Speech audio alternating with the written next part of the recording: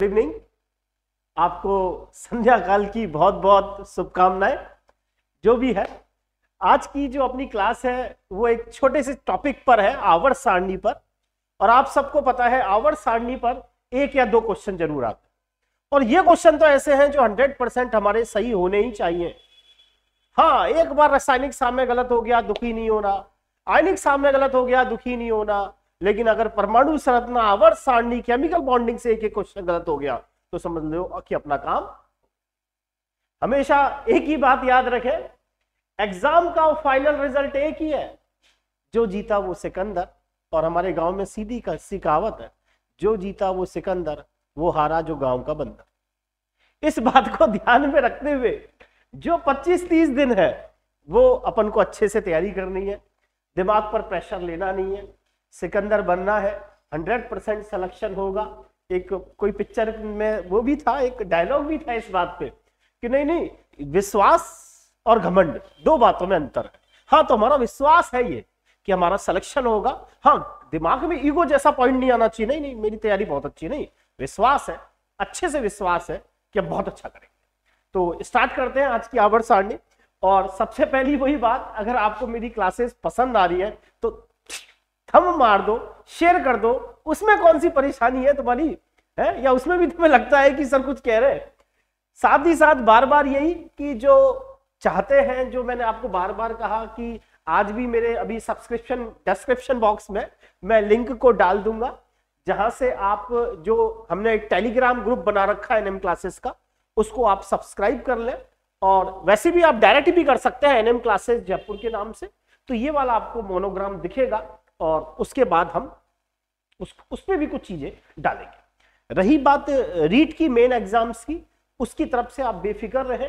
जिस तरीके से केमिस्ट्री की क्लासेस चल रही हैं उसी तरीके से पूरी साइंस की रीट की क्लास, जैसे ही आपका ये सेकेंड ग्रेड का एग्जाम पूरा हो जाएगा या 10 तारीख बाद, 10 दिसंबर के बाद मैं स्टार्ट करूंगा। और अच्छे से जितने भी अच्छे लेवल के क्वेश्चंस आपकी अधीनस्थ बोर्ड ने आज तक पूछे हैं वो सारे के सारे मैं कराऊंगा। और उस पैटर्न को मैंने देखा है और उस पैटर्न को कई दिनों से मैं देख भी रहा हूं कि वो आखिरकार वो क्या व्यू सोचता है। उसी के अकॉर्डिंग एक टेस्ट सीरीज स्टार्ट करेंगे, वही सॉल्यूशन की टेस्ट सीरीज स्टार्ट करेंगे। साथ ही साथ जनवरी के अंदर एक फर्स्ट ग्रेड केमिस्ट्री का ऑनलाइन बैच भी स्टार्ट करते हैं। तो स्टार्ट करते हैं अपन पहला क्वेश्चन। पहले क्वेश्चन को समझने से पहले इसकी एक थ्योरी समझ लें। सबसे पहले तो अपने दिमाग में एक बात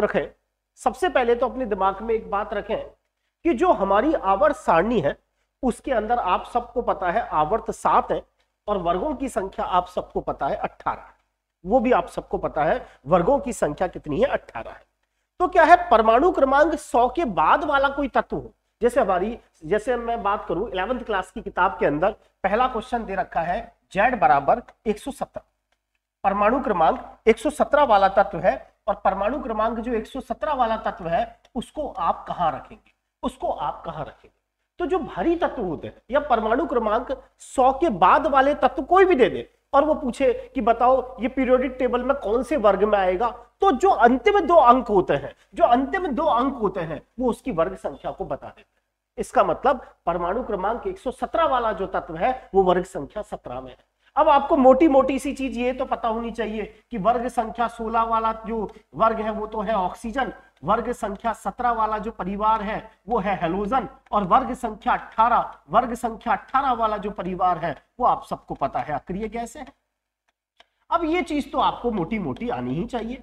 तो मेरे हिसाब से क्वेश्चन जो हमारी 11th बुक का पीरियोडिक टेबल का पहला क्वेश्चन राजस्थान बोर्ड की बुक में है कि Z बराबर 117 जो है इसकी स्थिति ये कहां होगी या आप इसको कौन से वर्ग में रखेंगे, तो हमें दिख रहा है कि अंतिम दो अंक ये बता रहे हैं कि ये वर्ग संख्या 17 में आएगा, और आपके दिमाग में है वर्ग संख्या 17 तो हेलोजन का है। इसका मतलब जो Z बराबर 117 वाला तत्व है उसकी स्थिति कहां होगी, उसकी पोजीशन हेलोजन परिवार में होगी, फ्लोरीन, क्लोरीन, ब्रोमीन, आयोडीन, एस्टेटीन के नीचे होगी, यानी Z बराबर 117।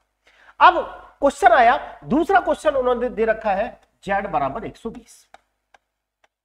अब समस्या यहां फेल हो गई कि सर अंतिम अंक में तो 20 लिखा हुआ है, 20 तो वर्ग ही नहीं होते, वर्ग तो आप खुद ही कह रहे हो 18 है, तो इसका मतलब ये 18 वर्ग में तो ही, मतलब फिर आप कैसे करें, Z बराबर 120 कि सर z बराबर 117 का तो चलो समझ में आ गया, वर्ग संख्या 17 है और वर्ग संख्या 17 हमें पता है हैलोजन परिवार की है, ये भी हमें समझ में आ गया। लेकिन ये z बराबर 120, अब आरपीएससी ने तो यही पूछा, उसने तो अपने उसकी तो पसंद है क्या कहते हैं राजस्थान बोर्ड की बुक कि z बराबर 120 वाला तत्व है, बताओ उसको पीरियोडिक टेबल में आप कहां रखेंगे। तो देखिए सबसे पहले आपको थोड़ा सा पीरियोडिक टेबल का आइडिया होना चाहिए। अगर आप पीरियोडिक टेबल को देखेंगे तो आज के टाइम पे जो हमारी पीरियोडिक टेबल है उसके अंदर कुल 118 तत्व है, कुल 118 तत्व है। जो हमारा 18वें नंबर का वर्ग है उसके अंदर जो अक्रिय गैसें हैं वो helium, neon, argon, krypton, xenon, radon और एजी नहीं ओजी। लड़के तो बहुत अच्छे से जानते हैं, एजी नहीं ओजी, इसको बोलते हैं ऑर्गेनसॉन। ये हमारा 18 नंबर का वर्ग है, ये हमारे 18 नंबर का वर्ग है। आप सबको पता है हीलियम का परमाणु क्रमांक 2, नियॉन का 10, आर्गन का 18, क्रिप्टॉन का 36, जीनॉन का 54, रेडॉन का 86 और ऑर्गेनसॉन का 118। इसका मतलब ये हुआ, ये पहला आवर्त, ये दूसरा आवर्त, इसका मतलब तीसरा आवर्त, इसका मतलब चौथा, पांचवा, छठा, सातवां। जैसे ही हमारा सातवां आवर्त बढ़ता है तो सातवां आवर्त आपका कहां खत्म हो जाता है, 118 नंबर के तत्व पर खत्म हो जाता है। इसका मतलब 119वें नंबर का जो तत्व है और 120वें नंबर का जो तत्व है वो 7वें आवर्त में नहीं है, वो कौन से आवर्त में है, 8वें आवर्त। इसका मतलब z बराबर 118 के बाद वाले जो तत्व हैं 119, 120, 121 ये 7वें आवर्त में नहीं है लालाओ, ये कौन से आवर्त में है, ये 8वें आवर्त। कौन से आवर्त में है, ये 8वें आवर्त। अब 8वें आवर्त में है तो हमें एक सीधा सा कॉन्सेप्ट पता चल गया कि ये 8वें आवर्त में है, n बराबर 8। अब सबसे पहले हमेशा आप सबको पता है पीरियोडिक टेबल में सबसे पहले s ब्लॉक के तत्व आते हैं, फिर f ब्लॉक के तत्व आते हैं, फिर d ब्लॉक के तत्व आते हैं, फिर p ब्लॉक के तत्व आते हैं। जो n का मान होता है वही s का मान होता है और वही p का मान। अब जैसे मुझे मान लीजिए परमाणु क्रमांक 120 वाले तत्व का इलेक्ट्रॉनिक विन्यास खींचना, तो सबसे पहले आप ये सोचें इससे जस्ट पहले कौन सी अक्रिय गैस आती है, तो इससे जस्ट पहले जो अक्रिय गैस आती है वो आती है ऑर्गेनसॉन 118, यानी 118 तक का तो आपने ओजी एजी लिखते ही काम खत्म हो गया। अब आपको पता है 7वां आवर्त तो भर चुका है और 120 वाला जो तत्व है वो 8वें आवर्त का है। अब 8वें आवर्त में आप इलेक्ट्रॉन भरोगे 8s, 118 और 2 120। अब 120 वाला अगर मान लीजिए इलेक्ट्रॉनिक विन्यास ns1 आता है, ns1 आता है तब तो आपको पता है वो फर्स्ट वर्ग है, और ns2 आता है तो आपको पता है सेकेंड वर्ग। इसका मतलब परमाणु क्रमांक 120 वाला जो तत्व है वो कौन सा तत्व होगा, वो क्षारीय मृदा धातु है, क्योंकि सेकेंड वर्ग के तत्वों को क्या कहा जाता है, क्षारीय मृदा धातु कहा जाता है। तो 2 क्वेश्चन निकल के आए जो आरपीएससी आपसे पूछेगी तो पूछेगी। एक तो क्या पूछेगी, 117 वाला तत्व कहां है, तो सीधी सी बात है, अरे वर्ग संख्या 17, अब तो मजा आ गया, वर्ग संख्या 17 कौन सा, हैलोजन परिवार। 120 समझ में नहीं आए, 118 तक ही है।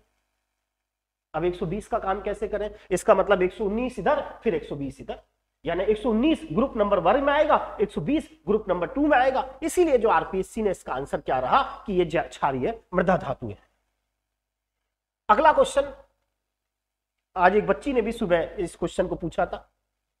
इसका अगले क्वेश्चन का कॉन्सेप्ट क्या है, आवर्त में जब आप बाएं से दाएं जाते, बाएं से दाएं, लिख भी देता हूं मैं बाएं से दाएं गया, कार्बन, नाइट्रोजन, ऑक्सीजन, फ्लोरीन, बाएं से दाएं जाने पर विद्युत ऋणता बढ़ रही है। पता होगा फ्लोरीन सबसे ज्यादा विद्युत ऋणी तत्व है। विद्युत ऋणता बढ़ेगी तो फ्लोरीन क्या करेगा, अपनी ओर इलेक्ट्रॉन को खींचेगा, और इलेक्ट्रॉनों को खींचना या इलेक्ट्रॉन को ग्रहण करना कहलाता है अधात्विक गुण। अधात्विक गुण भाई, धात्विक गुण तो क्या होता है, इलेक्ट्रॉन का त्यागना। तो वर्ग में ऊपर से नीचे आते हो तो धात्विक गुण बढ़ते हैं, जबकि आवर्त में बाएं से दाएं जाते हो, आवर्त में बाएं से दाएं जाते हो तो अधात्विक गुण बढ़ते हैं, अधात्विक गुण बढ़ते हैं, अधात्विक गुण बढ़ते हैं। यानी कि उल्टी बात यह हुई, बाएं से दाएं जाओगे तो अधात्विक गुण बढ़ेंगे, दाएं से बाएं आओगे तो धात्विक गुण बढ़ेंगे। समझ में आ रही है बात, बाएं से दाएं गए तो अधात्विक गुण बढ़ेंगे और दाएं से बाएं आओगे तो अधात्विक गुण कम होंगे, इसका मतलब धात्विक गुण बढ़ेंगे। अब उसने क्वेश्चन बहुत प्यारा क्वेश्चन दिया, वो कुछ नहीं है, 11th का एग्जाम्पल नंबर 2, ये फर्स्ट पीरियड में क्वेश्चन आया था, 11th क्लास की जो बुक है राजस्थान बोर्ड की बुक, पीरियोडिक टेबल का एग्जांपल नंबर 2, ये पूछा गया था। क्या पूछा गया था? सोडियम, बेरिलियम, मैग्नीशियम और कौन सा भाई? सिलिकॉन और फास्फोरस। Silicon, phosphorus.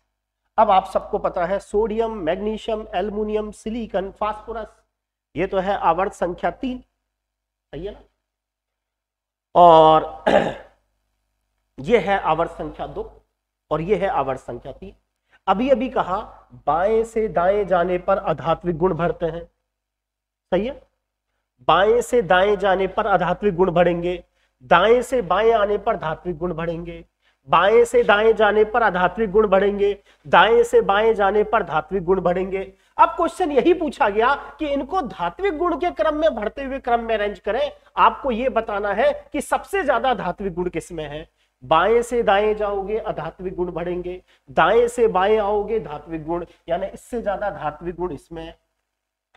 फास्फोरस में सबसे कम धात्विक गुण, क्यों? क्योंकि इसमें धात्विक गुण ज्यादा है तो धात्विक गुण कम, तो और धात्विक गुण कम, भाई बाएं से दाएं जाने पर अधात्विक गुण बढ़ते हैं, दाएं से बाएं आने पर धात्विक गुण बढ़ेंगे। इससे ज्यादा धात्विक गुण इसमें बेरिलियम में, फिर मैग्नीशियम में, क्योंकि बेरिलियम से बड़ा साइज में कौन है? मैग्नीशियम। साइज बढ़ने के साथ धात्विक गुण बढ़ते हैं और सबसे ज्यादा धात्विक गुण किसके अंदर होते हैं? सोडियम। समझ में आया क्वेश्चन? बाएं से दाएं जाने पर अधात्विक गुण बढ़ते हैं, दाएं से बाएं जाने पर धात्विक गुण बढ़ते हैं। फास्फोरस में सबसे कम धात्विक गुण, उससे ज्यादा धात्विक गुण सिलिकॉन में, बेरिलियम और मैग्नीशियम में, बेरिलियम से ज्यादा मैग्नीशियम में, क्योंकि बेरिलियम का आकार छोटा है, मैग्नीशियम का आकार बड़ा है, आसानी से इलेक्ट्रॉन त्यागेगा, बड़ा आराम से देता है, छोटा नहीं देता है। तो मेरे हिसाब से समझ में आ गया होगा। यही क्वेश्चन आरपीएससी ने आपसे पूछा कि बढ़ते हुए धात्विक लक्षण के क्रम को अरेंज करें, तो phosphorus, then silicon, then beryllium, then magnesium, then sodium. RPSC का पसंदीदा क्वेश्चन नंबर 1 इस साल फर्स्ट ग्रेड 2022 में भी आया। इनमें से वो कौन सा आयन है जो सबसे छोटा है? इनमें से वो कौन सा आयन है जो सबसे बड़ा है? सबसे पहले ऐसा क्वेश्चन आते ही ये देख लो, क्या ये सम इलेक्ट्रॉनिक श्रेणी तो नहीं है? सम इलेक्ट्रॉनिक श्रेणी सेकंड ग्रेड 2011 में आया, 4 आयन दे देगा। आरपीएससी की फिक्स है ट्रेंड, 4 आयन देगा। बोलो सबसे छोटा कौन, बोला सबसे बड़ा कौन, फिक्स है क्वेश्चन, सीधा सा कॉन्सेप्ट है। सबसे पहले ये देखें क्या ये सम इलेक्ट्रॉनिक है क्या? देखो नाइट्रोजन का परमाणु क्रमांक 7, 3 इसने और ले लिए, 7 और 3 10। सोडियम का 11, 1 चला गया 10। फ्लोरीन का 9, परमाणु क्रमांक 9, 9 इलेक्ट्रॉन, 1 और आ गया 10। ऑक्सीजन का परमाणु क्रमांक 8, 8 और 2 10। जब सम इलेक्ट्रॉनिक श्रेणी का क्वेश्चन हो तो बल्ले बल्ले, जिस पर पॉजिटिव चार्ज उसकी साइज छोटी, जिस पर नेगेटिव चार्ज बढ़ता चलेगा साइज बढ़ती चलेगी। तो देखो सबसे क्या पूछा, सबसे छोटा कौन है? इस पे तो नेगेटिव चार्ज वाला तो मोटा होता है, नेगेटिव चार्ज वाला मोटा मोटा, नेगेटिव चार्ज वाला मोटा मोटा, पॉजिटिव वाला छोटा छोटा। तो सबसे छोटा आकार आपका कौन सा होगा? Na+ होगा। यह क्वेश्चन भी आरपीएससी का पसंद है। उसका कारण है आरपीएससी सिर्फ ये चाहती है आपको 11th की बुक के एग्जाम्पल तो पता हो। 2 एग्जाम्पल्स है, एक उसने दे रखा है राजस्थान बोर्ड की बुक में 105 नंबर का यूपीएससी नेम बताएं, एक 120 वाले का यूपीएससी नेम बताएं। अब आप सबको पता है जो आईयूपीएससी सिस्टम होता है उसमें 1 को अन कहते हैं, 0 को नील कहते हैं, 5 को पेंट कहते हैं। पेंट, हाँ वही पेंट, अन नील पेंट, और अंतिम अंक के अंत में ईएम लग जाता है। तो आईयूपीएससी नेम क्या हुआ? अन नील पेंटियम। यही पूछा गया कि परमाणु क्रमांक 105 वाला जो तत्व है, जो सुपर हैवी एलिमेंट्स है, सुपर हैवी एलिमेंट्स का मतलब इनकी डेंसिटी ज्यादा होती है, इसीलिए इनको सुपर हैवी एलिमेंट्स कहा जाता है। तो उसका एब्रीविएशन क्या है? आप कहोगे अनिल पेंटियम। 120 आ जाता तो 1 को अन कहते हैं, 2 को बाई कहते हैं, 0 तो नील होता है, लास्ट में ईएम लगता है। IUPAC name unbinilium, 120 number का तत्व कहां है कि सर ये तो क्षारीय मृदा धातु है। 117 नंबर का तत्व कहां है? 17 नंबर तो सर हैलोजन है। हा। विद्युत ऋणता के ऊपर आरपीएससी दो बातें पूछते हैं। एक तो क्या आपको पता है विद्युत ऋणता का मतलब क्या होता है? विद्युत ऋणता का मतलब होता है साजित इलेक्ट्रॉन युग्मों को अपनी ओर आकर्षित करने की प्रवृत्ति। आरपीएससी पूछ चुकी है आवर्त में बाएं से दाएं जब आप जाते हो तो देखो आयनन विभव भी अनियमित क्रम में बढ़ता है, इलेक्ट्रॉन बंधुता भी अनियमित क्रम में बढ़ती है, लेकिन जो विद्युत ऋणता होती है ना वो लगातार बढ़ती है। विद्युत ऋणता लगातार बढ़ती है कार्बन, नाइट्रोजन, ऑक्सीजन, फ्लोरीन। कम से कम आपको ये तीन तो याद रखने हैं। फॉर्म तो आपकी जेब में याद रखना है। ये वाला क्वेश्चन याद हो तो आपको पिछली बार लैब असिस्टेंट में पूछा गया था कि इनको विद्युत ऋणता के क्रम में अरेंज कीजिए। तो आप सबको पता होगा कि विद्युत ऋणता की कोई यूनिट तो होती नहीं। सर्वाधिक विद्युत ऋणी तत्व आप सबको पता है फ्लोरीन है, जिसकी विद्युत ऋणता 4 मानी जाती है। ऑक्सीजन की शायद 3.5 है, नाइट्रोजन की शायद 3 है, सही बोल रहा हूं। कार्बन की 2.5, आधा जोड़ दिया, नाइट्रोजन की 3, आधा जोड़ दिया, ऑक्सीजन की 3.5, फ्लोरीन की 4। बाएं से दाएं जाने पर विद्युत ऋणता बढ़ती है। सर्वाधिक विद्युत ऋणी तत्व आपको पता है कौन है? फ्लोरीन है। और फ्लोरीन का इलेक्ट्रॉनिक विन्यास आप सबको पता है। फ्लोरीन का परमाणु क्रमांक 9। कैसे खींचोगे? 1s2, 2s2, 2p5, 2 और 2 4 और 5 9। सबसे बड़ी जो मुख्य क्वांटम संख्या होती है उसको n से रिप्रेजेंट करते हैं, ns2 np5। और 1s2 को आप लिख सकते हो क्या? हीलियम। ये इसका इलेक्ट्रॉनिक विन्यास। अब यही क्वेश्चन आपसे आरपीएससी ने पूछा कि साहब इनमें से जो सर्वाधिक विद्युत ऋणी तत्व है फ्लोरीन, उसका विन्यास क्या होता है? अगर आपको यह भी पता हो कि जो फ्लोरीन है वो हैलोजन है और हैलोजन के बाह्यतम कोश में तो 7 इलेक्ट्रॉन होते हैं, तो ही हमारा काम हो गया। 3 और 2 5, 4 और 2 6, 6 और 2 8, ns2 np5। नेक्स्ट क्वेश्चन, इनमें से वो कौन सा डी ब्लॉक का तत्व है जो संक्रमण तत्व नहीं है? आपको पता है सारे डी ब्लॉक के तत्व संक्रमण तत्व नहीं होते। 4 एक्सेप्शन अच्छे से याद कर लें। जिनी कनाडा होगा, जिनी कनाडा होगा नहीं, कोपेरनीशियम। जिनी कनाडा होगा सीएफ, जिनी कनाडा होगा कोपेरनीशियम। ये 4 तत्व ऐसे हैं जो डी ब्लॉक के तत्व हैं लेकिन संक्रमण तत्व नहीं कहलाते। उसका रीजन आपको पता है। इसका रीजन ये है, ये ग्राउंड स्टेट में और अपनी एक्साइटेड स्टेट में दोनों ही स्थिति में इनमें डी उपकोष पूर्ण भरा रहता है। इसीलिए सारे डी ब्लॉक के तत्व आपको पता है संक्रमण तत्व नहीं होते। डी ब्लॉक के जिंक, कैडमियम, मरकरी और कोपेरनीशियम 4 एलिमेंट यानी डी ब्लॉक के 40 तत्व हैं, उनमें से 36 तत्व संक्रमण तत्व कहलाते हैं, क्योंकि उनके अंदर किसी ना किसी स्थिति में डी उपकोष जरूर अपूर्ण रहता है। लेकिन जिंक, कैडमियम, मरकरी और कोपेरनीशियम ऐसे तत्व हैं जो संक्रमण तत्व नहीं माने जाते। टीसी तो आप जानते हो, टेक्नीशियन। अगला क्वेश्चन, एक आपको इलेक्ट्रॉनिक विन्यास दे देगा और आपसे पूछेगा बताओ कि इसकी आवर्त संख्या क्या है, ये कौन से आवर्त में है और कौन से वर्ग में। तो देखो आवर्त संख्या तो पता लगाना बहुत आसान। जो सबसे बड़ी मुख्य क्वांटम संख्या है, जैसे ये 4 और ये 5, जो सबसे बड़ी मुख्य क्वांटम संख्या होती है वो आवर्त संख्या होती है। इसका मतलब ये कौन से आवर्त का तत्व है? ये 5वें का है, तो 5वां तो इसी मारा हो गया हमारा काम। अरे वाह यार, क्या सेकंड ग्रेड में क्वेश्चन आया। एक तत्व है जिसका इलेक्ट्रॉनिक विन्यास आपको दे देगा और पूछेगा बताओ ये कौन से आवर्त में है, कौन से वर्ग में है भाई। तो सबसे बड़े पहले आंखों को घूर के देखो भाई। अरे इसकी तो क्वांटम संख्या 4 है, इसकी क्वांटम संख्या 5 है। सबसे बड़ी मुख्य क्वांटम संख्या आवर्त को बता देती है।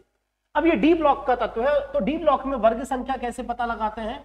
ns और n-1d दोनों के इलेक्ट्रॉनों को गिन लेते हैं, तो 4 और 1 5, इसका मतलब इसकी वर्ग संख्या 5। आरपीएससी आजकल ऐसे क्वेश्चन खूब पूछती है। ये सेकंड ग्रेड 2018 में पूछा गया था। एक एलिमेंट है जिसका परमाणु क्रमांक 92 है। अब आप सबको ये पता होना चाहिए 92 वाला तत्व कौन सा है। अब आपको पूरी मतलब वो ये चाहता है कि आपको लैंथेनाइड, एक्टिनाइड सारी सीरीज याद। वो आपसे एफ ब्लॉक पूछना चाहता है कि आपको लैंथेनाइड के साथ एक्टिनाइड याद है या नहीं। अब आप सबको पता है एक्टिनाइड सीरीज कैसे याद करते हैं, थोड़े पहलवान उनसे निपटेंगे, पुराने आम कम बिकेंगे, इतने में ही काम हो गया हमारा।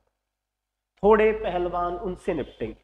अब आप सबको पता है एफ ब्लॉक की दो श्रेणियां होती हैं, एक को लैंथेनाइड श्रेणी कहते हैं जो तो शीलू है, और एक आपकी एक्टिनाइड श्रेणी होती है जो थोलू है।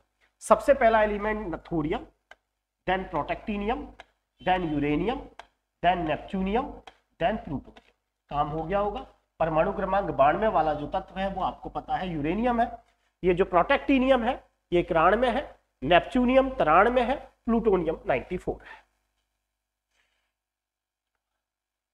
राजस्थान बोर्ड की 11वीं की किताब में ये लाइन ऐसे कैसे लिखी,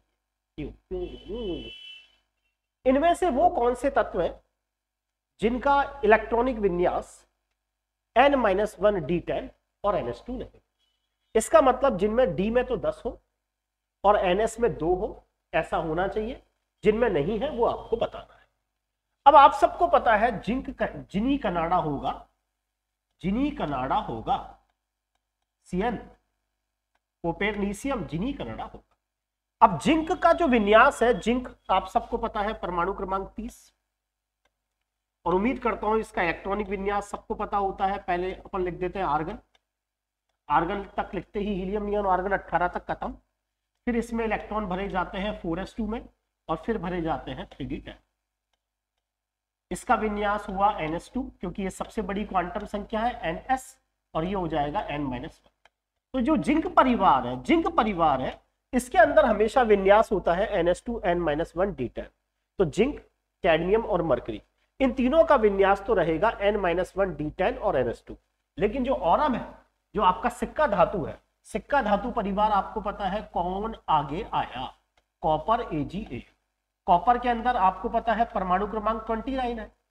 आर्गन आपको पता है कॉपर एक्सेप्शन है, इसके अंदर D9 का क्या हो जाता है D10 और 4s1।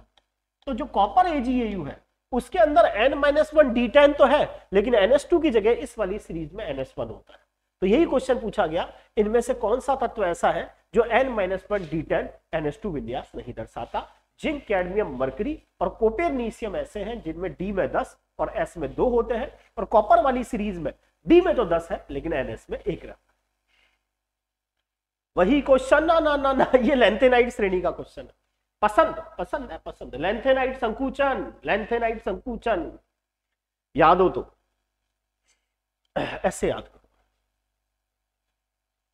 लैंथेनम प्लस 3 सबने सुना होगा। लैंथेनाइड संकुचन क्या है?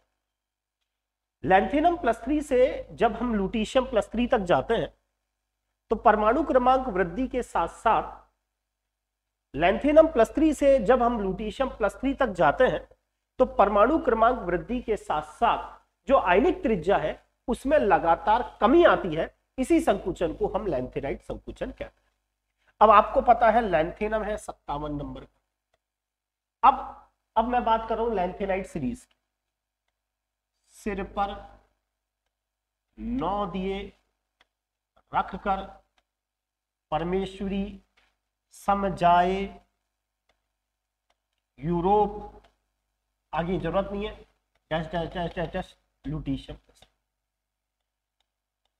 ये आपका सीरियम प्लस 3 है जिसका परमाणु क्रमांक 58, praseodymium 59, neodymium 60, prime minister promethium 61, samarium 62, europium 63, चिली। अब सबने पढ़ा है इनमें, ये मतलब लैंथेनाइड संकुचन पर क्वेश्चन आता ही है। आपको 4 लैंथेनाइड सीरीज के आयन दे देगा, 4 4f श्रेणी के आयन दे देगा, 4 f ब्लॉक के आयन दे देगा, और आपसे कहेगा कि इनमें सबसे छोटा कौन है और सबसे बड़ा कौन है। तो आप सबको पता है कि लैंथेनम प्लस 3 से जब हम लुटीशियम प्लस 3 की तरफ जाते हैं तो जैसे जैसे परमाणु क्रमांक बढ़ता है आयनिक त्रिज्या में लगातार कमी आती है, त्रिधनात्मक आयनों की आयनिक त्रिज्या में लगातार कमी आती है, जिसे आप सब जानते हैं लैंथेनाइड संकुचन कहते हैं।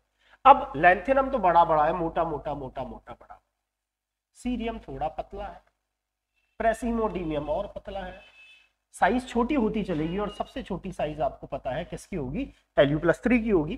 तो ये वाला क्वेश्चन जरूर आप करके जाए, इनमें से वो कौन सा आयन है जो सबसे छोटा आयन होगा, देन Lu+3। वही क्वेश्चन वापस, 4 आयन दे दिए और कहा इनको आकार के क्रम में व्यवस्थित करें, आरपीएससी की पसंद फिक्स, 4 आयन देगा, पूछेगा सबसे छोटा कौन, सबसे मोटा कौन। सबसे पहले ये देखो ये सम इलेक्ट्रॉनिक है क्या, एक तो है पोटेशियम, एक है कैल्शियम, एक है क्लोराइड, एक है सल्फाइड। पोटेशियम का परमाणु क्रमांक तो सर 19 में से एक चला गया 18, कैल्शियम का 20 में से 2 चला गया 18, क्लोरीन का 17 एक और आ गया 18, सल्फर 16 और 2 कितना हो गया 18। सर ने बताया था जिसके ऊपर पॉजिटिव चार्ज उसकी साइज तो छोटी, जिसके ऊपर नेगेटिव चार्ज उसकी साइज बड़ी, इससे बड़ा क्लोराइड, सबसे बड़ा सल्फाइड। है क्या ऐसा कोई ऑप्शन? है क्या ऐसा कोई ऑप्शन? ये रहा। चलो वापिस वही क्वेश्चन आरपीएससी का, 4 आयन दे रहा है। ये वही मैंने कहा ना, ये 57 से, ये जो 57 से 71 वाले और 90 से 103 जरूर याद रखें, क्योंकि ये एग्जामिनर बार बार इनको पूछना। वो कह रहा है कि इनको वही 57 से 71 तक के 4 आयन देगा। जैसे इसने दिया एक तो लैंथेनम+3, अब आपको पता होना चाहिए लैंथेनम+3 का परमाणु क्रमांक तो होता है 17। दूसरा इसने दिया सिर पर सीरियम+3, सीरियम का परमाणु क्रमांक है 58, है ना। एक दिया सिर पर नियोडीमियम+3, नियोडीमियम का होता है 60। एक दे दिया इटर्बियम+3, इटर्बियम+3 है 70। जिसका परमाणु क्रमांक ज्यादा उसकी साइज छोटी, यानी सबसे छोटा तो इटर्बियम+3, यानी यू तो साइज घटेगी, यू आओगे साइज बढ़ेगी। इटर्बियम से बड़ा नियोडीमियम+3, फिर सीरियम+3 और सबसे बड़ा कौन, Lu+3। है क्या ऐसा ऑप्शन? देखो इटर्बियम+3। अगला क्वेश्चन आया ना, अब बताओ, आप बता दो कैलिफोर्नियम किस श्रेणी में? हाल में एसीएफ में पूछा है क्वेश्चन, टीजीटी में तो पूछा है, एसीएफ में पूछा है, या 2021 में। कैलिफोर्नियम, कैलिफोर्निया घूमोगे, कैलिफोर्निया कटच है, कैलिफोर्निया सुना है, कैलिफोर्निया देश सुना है ना। तो ये पूछ लिया है कैलिफोर्नियम किस श्रेणी का तत्व है। तो देखो अभी याद आएगा, क्षार श्रेणी तो हो नहीं सके, क्षारीय मृदा धातु तो हमने सुनी नहीं, क्योंकि क्षार तो है lithium, sodium, potassium, rubidium, caesium. क्षारीय मृदा धातु beryllium, magnesium, calcium, strontium, barium, ये हो नहीं सकता।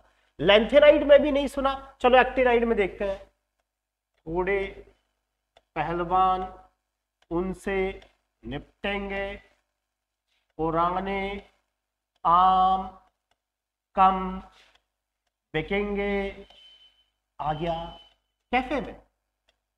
ओ ये तो एक्टिनाइड स्टेट था। अगला क्वेश्चन, जब आप आवर्त सारणी में वर्ग में ऊपर से नीचे आते हैं तो क्या समानता रहती है? तो समानता रहती है संयोजी कोष में इलेक्ट्रॉन की संख्या। जैसे लिथियम, इसके भाइतम कोष में 1 electron, sodium 1, potassium 1, rubidium 1, zinc 2, cadmium 2, mercury 2, कोपेरनीशियम 2। अभी बताया आवर्त में बाएं से, देखो क्वेश्चन का तरीका वही, कभी धात्विक गुण क्या, कभी इनको अरेंज करो, कभी क्या और कभी क्या। आपको पता है आवर्त में बाएं से दाएं जाते हैं तो धात्विक गुण जो होते हैं वो घटते हैं, धात्विक गुण तो वर्ग में ऊपर से नीचे आने पर बढ़ते हैं। अब देखो कितना अच्छा क्वेश्चन हाल में एसीएफ, इनमें से कौन सा एक्टिनाइड नहीं है? ये जो एक्टिनाइड नहीं है, देखो कितना प्यारा क्वेश्चन, इनमें से कौन सा एक्टिनाइड नहीं है? सब जल्दीबाजी में क्या करेंगे, एक्टिनियम कहेंगे, यार ये एक्टिनियम तो एक्टिनाइड का होता होगा। अरे एक्टिनियम एक्टिनाइड का नहीं होता, एक्टिनियम डी ब्लॉक का तत्व है, लेकिन वो क्या है, एक्टिनाइड श्रेणी के जो तत्व है ना उनकी प्रॉपर्टी एक्टिनियम से मिलती है। अरे पढ़ा नहीं क्या तुमने, स्कैंडियम, स्कूटी, यामा, लाना 1, 21, 39, 57, 89, ये 89, ये जो एक्टीनियम है ना, ये एक्टीनियम, ये लग रहा है एक्टीनाइट का, मत कर देना, एक्टीनियम डी ब्लॉक का तत्व है। थोरियम, यूरेनियम, नेपच्यूनियम, ये है एक्टीनाइट के। अब आयनन विभव के अंदर थोड़ी सी बात कर लेते हैं। आपसे आयनन विभव का एक ही क्रम पूछा जाता है, lithium, beryllium, boron, carbon, nitrogen, oxygen और फ्लोरीन। आयनन विभव आप सब जानते हैं, नाम बोल रहा है, आयन बनाना है, परमाणु में से इलेक्ट्रॉन बाहर निकालना है, उसके लिए जो ऊर्जा देनी पड़ती है वो आयनन विभव है। विभव यानी ऊर्जा, आयन बनाना है, इलेक्ट्रॉन त्यागना है, निकालना है, जो ऊर्जा देंगे वो आयनन विभव। बाएं से दाएं जाने पर आयनन विभव बढ़ता है, और हमसे जनरली यही सेकंड आवर्त पूछा जाता है। इसमें दो अपवाद आपको याद होने चाहिए, एक तो बीबी और एक एन। नो बीबी, ये दो अपवाद है। नो बीबी नहीं, शादी तो करेंगे अभी। नो बीबी, लिथियम, वैसे तो बाएं से दाएं जाने पर आयनन विभव बढ़ता है, लेकिन आपको पता है बेरिलियम का आयनन विभव बोरॉन से ज्यादा। कक्षकों की भेदन क्षमता सुना होगा, lithium, boron, beryllium, carbon, oxygen, nitrogen, fluorine. No नहीं ऑन होता है, नो नहीं, एनओ नहीं ऑन होता है। नो, नाइट्रोजन से ज्यादा ऑक्सीजन, ना ऑक्सीजन से ज्यादा नाइट्रोजन। आपको पता है ऐसा नाइट्रोजन का अर्धपूरित कक्ष का स्थायी विन्यास। अब देखो, नाइट्रोजन की आपको कूट बताना है कौन सा सही है। नाइट्रोजन की अपेक्षा ऑक्सीजन का आयनन विभव कम होता है, सही है पहला तो। अब एक इलेक्ट्रॉन बंधुता का क्रम भी आपको पता होना चाहिए, क्लोरीन, फ्लोरीन, ब्रोमीन, आयोडीन, पूछा ही जाता है इलेक्ट्रॉन बंधुता का क्रम। तो फ्लोरीन की अपेक्षा क्लोरीन की इलेक्ट्रॉन बंधुता कम है, ये तो गलत है। नाइट्रोजन की अपेक्षा ऑक्सीजन की विद्युत ऋणता सही है, ये तो हमने पढ़ा था सबसे पहले। फ्लोरीन, उससे कम ऑक्सीजन, उससे कम नाइट्रोजन, नाइट्रोजन 3, ऑक्सीजन 3.5, और सर्वाधिक विद्युत ऋणी तत्व फ्लोरीन 4। तो कौन कौन सा सही है? ए और सी तो सही है, लेकिन बी कैसा है? गलत। फिर वही आयनन विभव का क्रम,